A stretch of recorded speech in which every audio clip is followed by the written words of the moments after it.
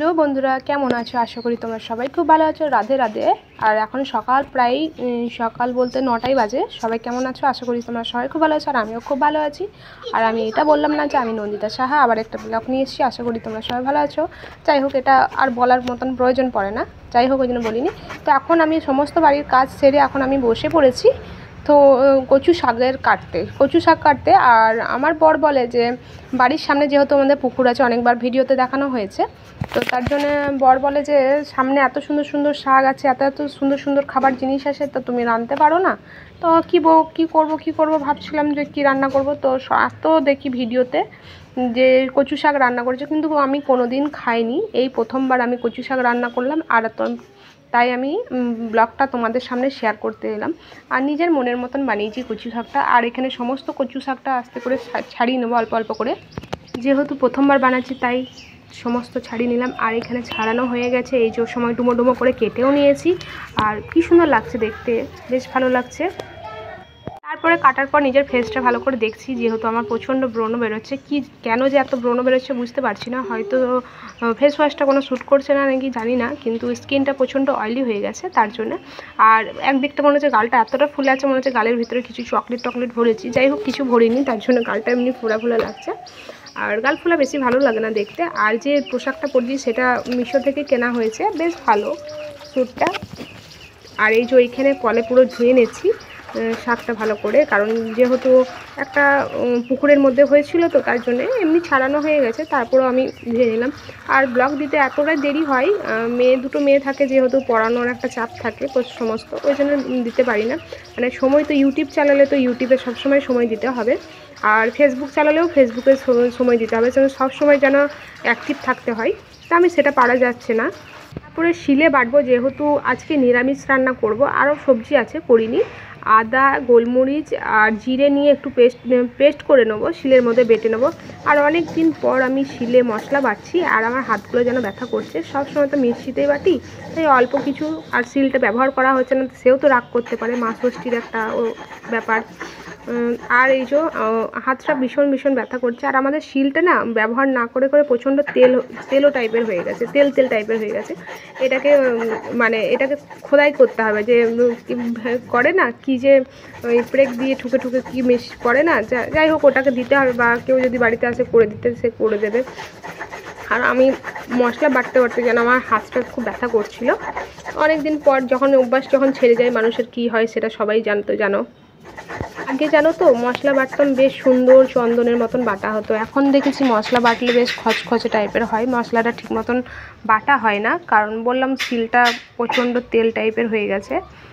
আর দেখো আধ খাচ্চা করে মনে হয় বাটা হয়েছে। আমি ভাবছিলাম তার থেকে মনে হয় মিক্সিতে বাটলে ভালো হতো, কিন্তু মিক্সিতে অনেক চাই, আদা জিরে চাই, কিন্তু আমার খুব পরিমাণ অল্পই ছিল, কারণ এরপর আমি একটা মশলা দিয়েও তো রান্না করতে হবে।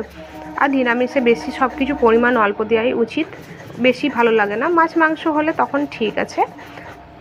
আর আমার মুখটা দেখার মতন আসছিল না, তার জন্য যেটুকুনি পেরেছি সেইটুকুনি দেখিয়েছি মশলা বাটাটা। আর চলো ওইদিকে দেখে নাও, এদিকে তোমার কচু শাকটা সেদ্ধ করতে দিয়ে দিয়েছি, আর হালকা হালকা সেদ্ধ হয়েই গেছে, বেশ ভালো লাগছে এর মধ্যে। এবারে জানি না খেতে কেমন হবে, বা গলা কুটকুট করবে নাকি জানি না, তবু এর মধ্যে লেবু টেবু দেওয়া হবে। আর দেখো কচু শাকটা নামিয়ে দিয়েছি, তারপরে এর মধ্যে তেল দিলাম, একটু দিলাম তেজপাতা, তারপরে আদা জিরে যে মশলাটা পেস্ট করা হয়েছিল সে মশলাটা তারপরে দিয়ে দিলাম। তারপর ভালো করে আস্তে আস্তে নেড়ে চেড়ে নেব, ভালো করে কষিয়ে নেব, যেহেতু নিরামিষ। আর মেনুতে ছিল মুগের ডাল ছিল লেবুর পাতা দিয়ে, আর কচু শাক ছিল, বেগুন ভাজা ছিল, আর সেরকম কিছু ছিল না। সেরকম কিছু ছিল না। আর এদিকে তারপরে মশলা কষার পরে একটু ম্যাগি মশলা দিয়ে দিলাম, কারণ মশলাটা দিয়ে দিলাম কারণ জিরে আদার কীভাবে গন্ধ উঠবে না উঠবে জানি না, ফার্স্ট টাইম করছি কীভাবে হবে তার জন্যেই। আর এটা আমি কোনো কারো দেখে করিনি, নিজের মনের মতন করেছি, তাই ম্যাগি মশলাটা দিলাম। সব রকম মশলা দেওয়া থাকে বলে তাই দিলাম। জানো তো এডিটিং করতে সবথেকে বড় হচ্ছে ঝামেলা, প্রচণ্ড কষ্ট হয়। সব কাজ সেরে যখন এডিটিংয়ে বসি তখন খুব বিরক্ত লাগে, কোন জিনিসটা কখন কীভাবে অ্যাড করতে হবে তার জন্য। আর এই ভিডিওটা অনেক দিন প্রায় হয়ে গেলে 1 মাসের ভিডিও, তা আমি পোস্ট করতেই পারছি না, কারণ এডিটিং করতে খুব বিরক্ত লাগছে, আর সমস্ত কিছু আমাকে একা হাতে করতে হয়, তো যার জন্যে। আর বাড়িতেও তোমরা জানো সবাই, দুটো পুচকু আছে, একটা বড় একটা ছোটো। একটা বড়োটাকে পুচকু বলা যাবে না, ছোটোটা ভীষণ জ্বালায়। তার জন্য এই সারাদিন ক্লান্ত হয়ে আর ভাল লাগে না এডিটিং করতে, কারণ সেটাকেও তো সময় দিতে হবে। আর ইউটিউবকে যত সময় দেবে তত আমারই ভালো হবে। আর দেখো কষতে কষতে কত সুন্দর কালারটা এসে গেছে। আর কাঁচা লঙ্কা পেস্ট দিইনি, এর মধ্যে হালকা করে শুকনো লঙ্কা গুঁড়োই দিয়েছিলাম। আর এই যে কচু শাক সেদ্ধ করার যে জলটা ঝরিয়ে রাখা হয়েছিল, একদম পুরো একদম শুকিয়ে গেছে। আর এটা তার সঙ্গে একদম ভালো করে মশলাটাকে ভালো করে কষে নিয়েছি, তারপরে একদম পাইল করে নেব, দেখা যাবে কেমন লাগে খেতে। আগেকার মানুষদের যখন ইউটিউব ছিল না, তখন মানুষের বই ম্যাগাজিন, যখন আমি কোথাও বেড়াতে যেতাম বা কোথাও হয়তো নিজের বাড়ি থেকে মামার বাড়ি যেতাম, তখন দেখতাম দোকানের মধ্যে প্রচুর ম্যাগাজিন থাকছে, রান্নার ভিডিও আছে, আবার বিভিন্ন রকমের ভিডিও ছিল। তখন আমরা টিভিতেই দেখতাম যে এই রান্না হচ্ছে সেই, তখন তো আমি এতটা ইউটিউবের বিষয়ে জানতামই না যে ইউটিউবেও বিভিন্ন রকমের রান্নার রেসিপি দেখায়। আর তখন যাই হোক আমার কাছে ফোন ছিল না, আমার ফোনটা প্রায় তোমরা বলতেই পারো 2017 সালে আমি কিনেছি, না এতদিন কিনিনি। তো তখন ওই বইয়ের মধ্যে দেখতাম বিভিন্ন রকমের রান্না।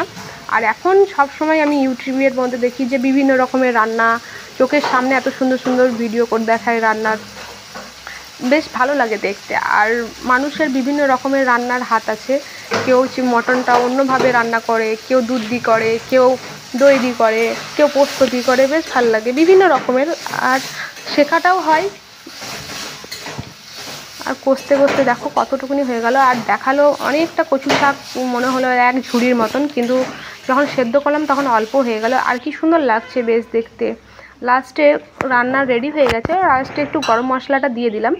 এরপর খেয়ে দেখতে হবে যে কেমন লাগছে। সবথেকে বড় জিনিস হচ্ছে যে কুটকুট করছে নাকি দেখতে হবে। গলাতে ধরো কচু শাক বা কচুলতি খেলে তো গলা ধরে যায়, সেই জন্যেই দেখতে হবে। এর আগে কচুলতিও রান্না করেছিলাম, বেশ ভালো লাগে গরম ভাতে খেতে। আর এইসব রান্না বেশ গরম ভাতেই খেতে ভালো লাগে। আর আমার তো সাঁড়াশিটা সত্যি করে ধরা হয়নি। মেয়ে বলে মা ভিডিওগুলো পোস্ট করছো না, মেয়ের বান্ধবীরা যারা থাকে তারাও বলে মা ভিডিওগুলো পোস্ট করে না তোর মা, তাই বলে। আর এদিকে রান্নার কমপ্লিট হয়ে গেছে বলে তার জন্য আমি একবার সঙ্গে দেখছি, যেহেতু গরম মশলার গন্ধ হচ্ছে নাকি, তারপরে একবার আমি টেস্ট করে দেখবো যে কেমন লাগছে। ফার্স্ট টাইম মা টেস্ট করে দেখবে, তারপরে মেয়েদেরকে দেবো। মেয়ে তো এমনিই বলছে মা আমি খাবো না, গলা যদি কুটকুট করে আমি পারবো না খেতে। আমি দাঁড়া আমি খেয়ে দেখি তারপরে বলবো। আর অবশ্যই গলা একটু ধরবেই যেহেতু। আর খেয়ে দেখে নিরামিষ কেমন হয়েছে, মানে প্রথম তো আমি বানালাম, বিয়ের আগেও এসব কোনোদিন করিনি, আমার মারাও হয়তো কোনোদিন করিনি। আর খেতে সত্যি করে অসাধারণ হয়েছে, আমার মুখটা দেখে বুঝতে পারছো যে দারুণ হয়েছে খেতে। নিরামিষ মানে প্রথমবার করলাম এত সুন্দর।